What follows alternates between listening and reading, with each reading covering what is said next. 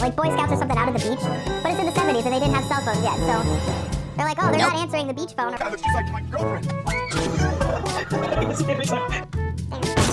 that was scary. Don't do it. It's such a stupid thing to do. Classic.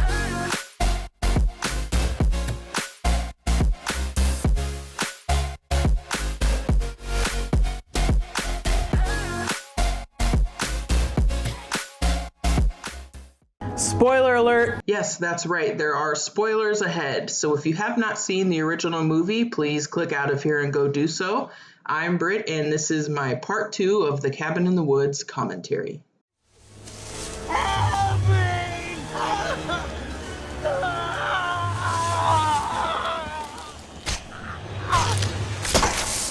That is also a reference to another cliche, which I will discuss later. Keep this in your mind, though.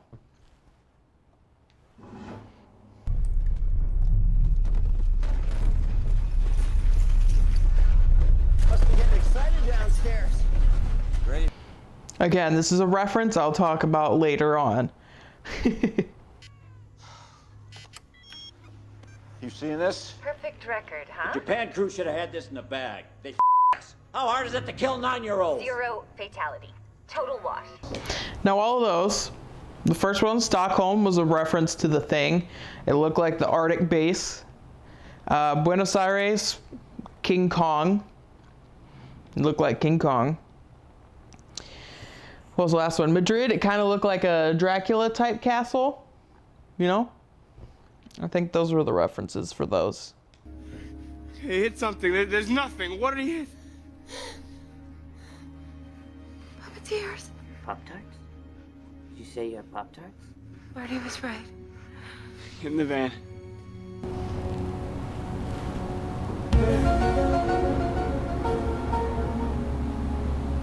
What's happening? Excuse me. Oh, Chucky. Come on. Come on. Come on.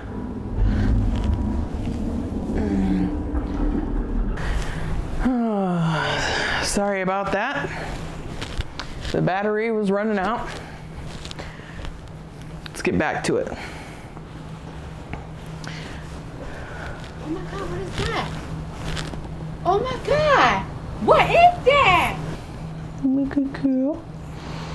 Oh my good girl. All right, let's get back to it. Something will happen, it'll collapse, wash away. Then we just leave the roads altogether. Drive as far as we can. It'll collapse and wash away. That is also a reference to the Evil Dead when the bridge washes away.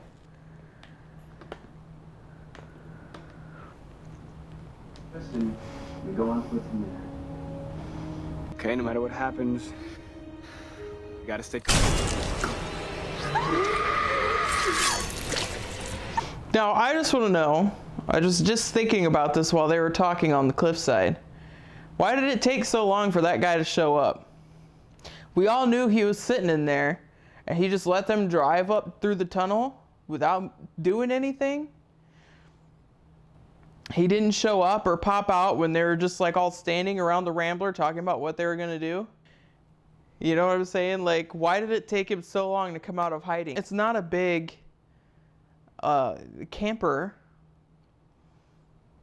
RV. It's not a big place. Like, how did they not notice it in there? And how did he just randomly appear after just hanging out in there for no reason?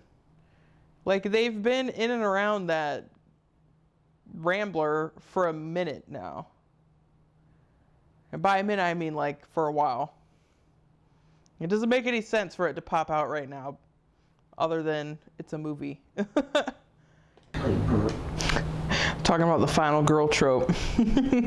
Usually she's the good girl that doesn't get into trouble throughout the movie. And yeah, typically they don't die. Sometimes they do. Most of the time they don't.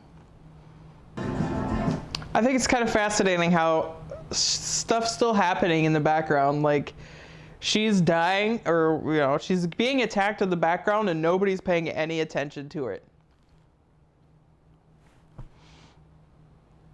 They're just partying. It's a weird, I don't know. It's a weird contrast. They're talking like they're an audience, you know? They're like, oh, classic so-and-so. Like when the camper hit the water, it was terrifying. I'm like, yeah, it sounds like somebody discussing a horror movie.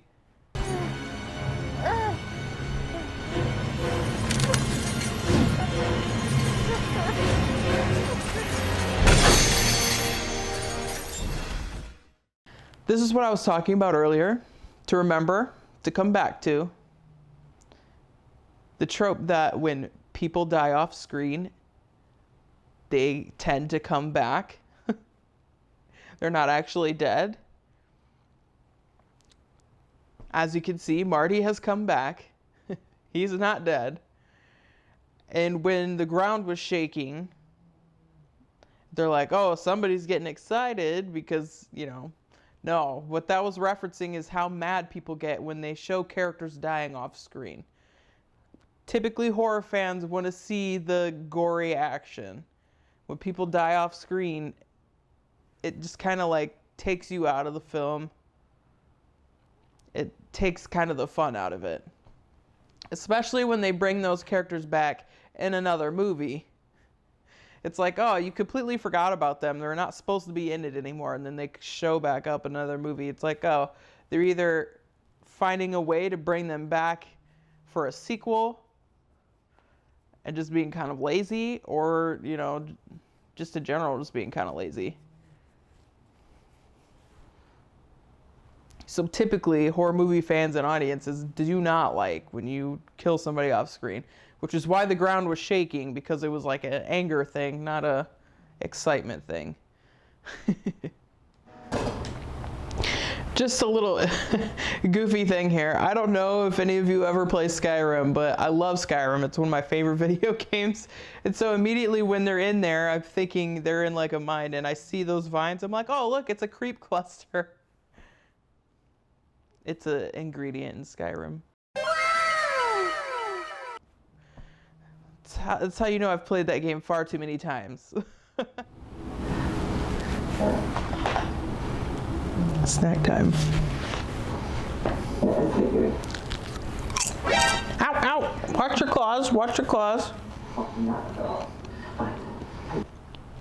This third act is one of my favorite parts of a movie of all time. This is why this is one of my favorite movies. It just goes completely off the rails, and I love every minute of it. Nope.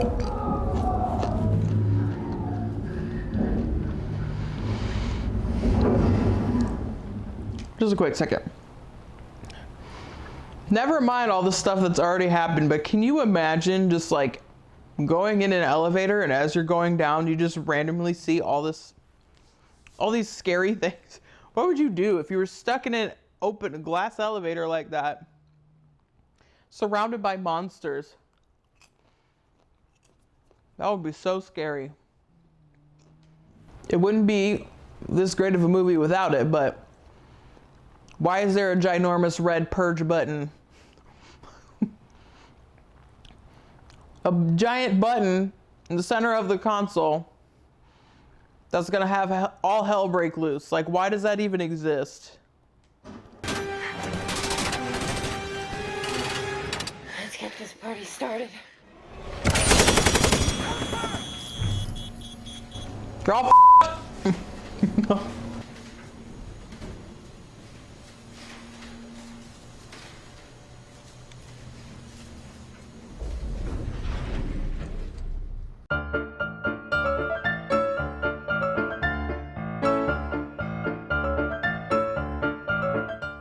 Sorry about that. I ran out of memory space. All right. Let's get back to where we started here. Everything's good? Yeah? All right. Oh. That's right.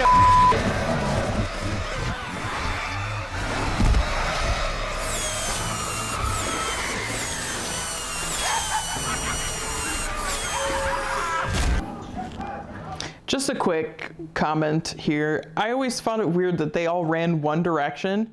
So, well, hi. She's playing with my sweater strings. You want this? You want this? You want that? You want that? Pardon me, pause, kitty break. You want this? Back to what I was saying.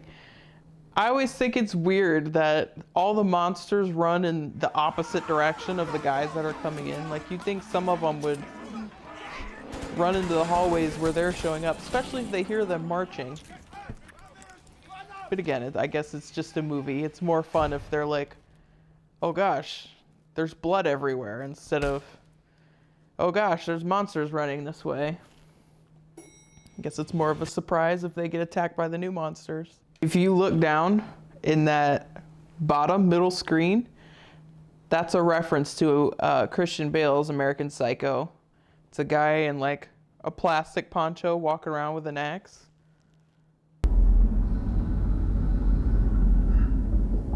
Do you hear that bass rumble? I love it. I think it would have been an awesome, epic, and I'm just thinking about it now. It could have been like an epic plot twist if she, without even hesitating, was just like, bang, and the movie was over. Like, without the speech, like, without her trying to convince her, just be like, yeah, yeah. Oh, the whole world's gonna end, bang. And also, real quick, you think with as many people have died already right now, that the sacrifice would have been fine.